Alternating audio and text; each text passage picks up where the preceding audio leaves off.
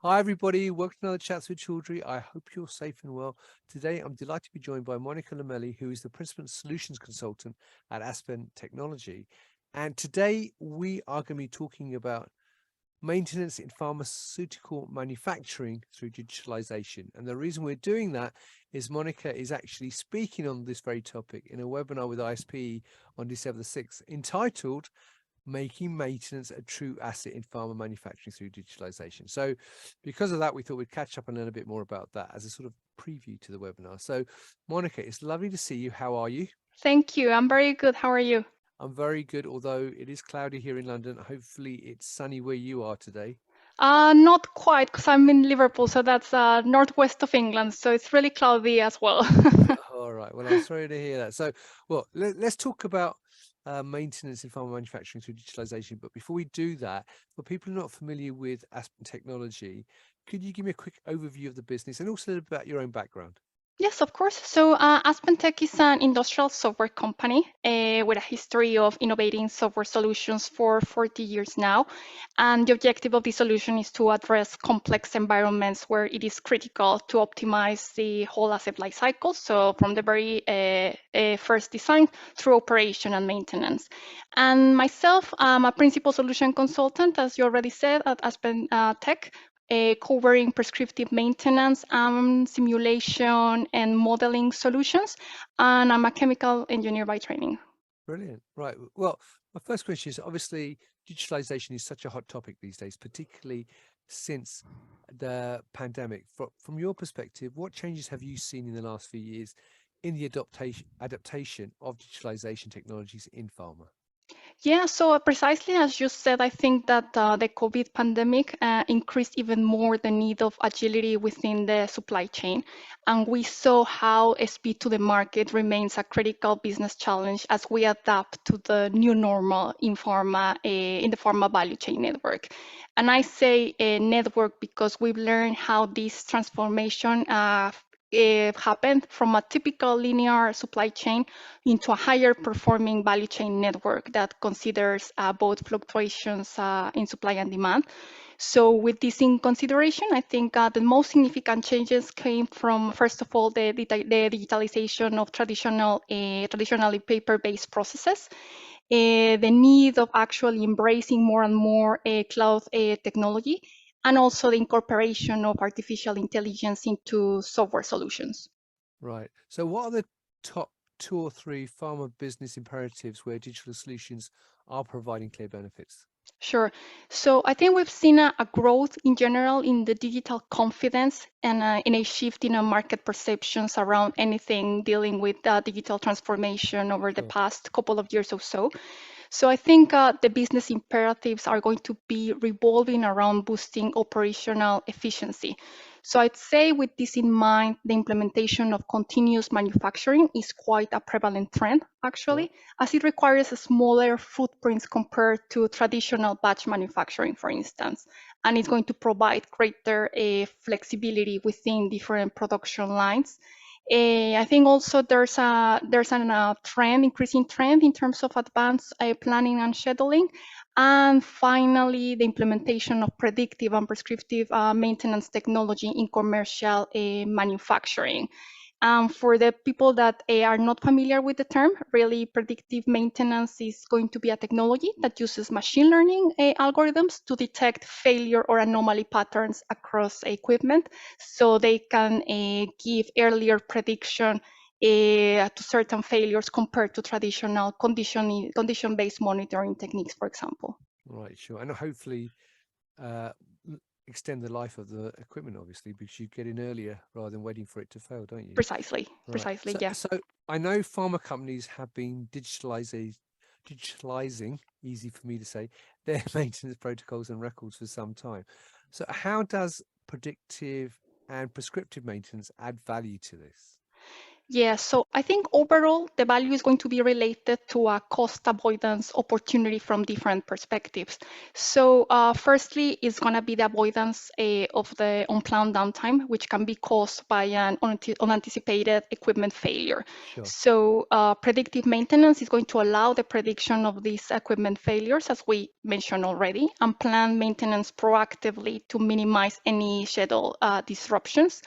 And as a result of this, of course, we're going to see an increase in production uptime by avoiding typical calendar-based maintenance strategies that probably are going to be disrupting this schedule area. And also, it's going to enable the user to understand how a piece of equipment will fail. So basically, it's going to tell us when and also how, providing information on the most significant variables that are going to be contributing to a particular failure. But I think also apart from this cost avoidance opportunity, we are seeing another key aspect, which is related to the sustainability trend. So these digital initiatives are going to be focusing on environmental performance as well. And the way that this technology is going to support this is by the mitigation of degrading equipment that is going to improve efficiency on energy and materials, and thereby the complete elimination of this waste associated to failed batches and avoidance of any environmental incidents that may occur from that potentially catastrophic failure.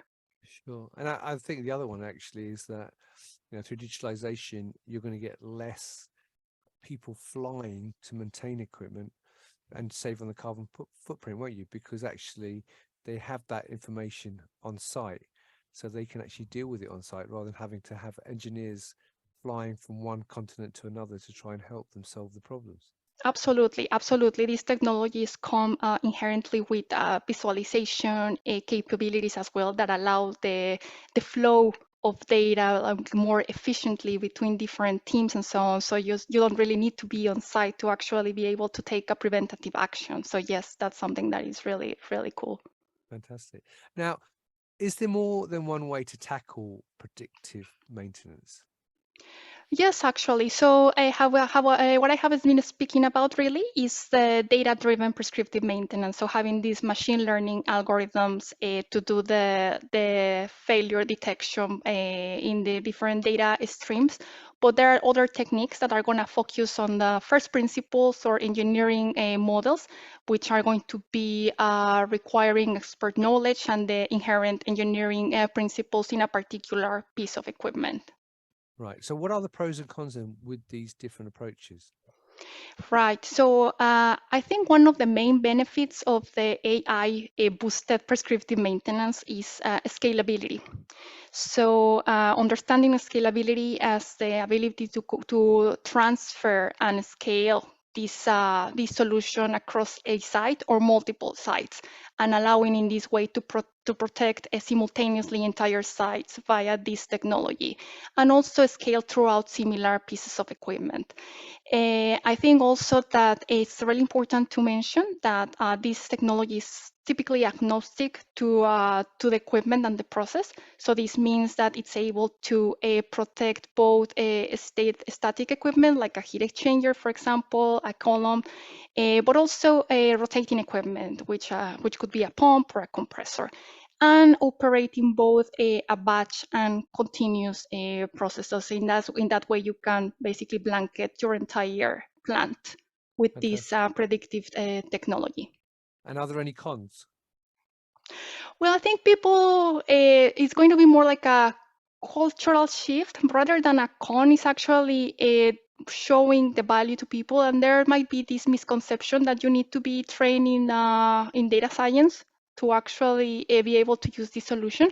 So I think rather than being a con, is more like overcoming this idea, this cultural idea about probably I need to be an expert in machine learning and algorithms. But the truth is that these solutions are designed to be used by the owners of the assets, and in the end of the day, they are the owners of the problems and the ones that can be solving them as well.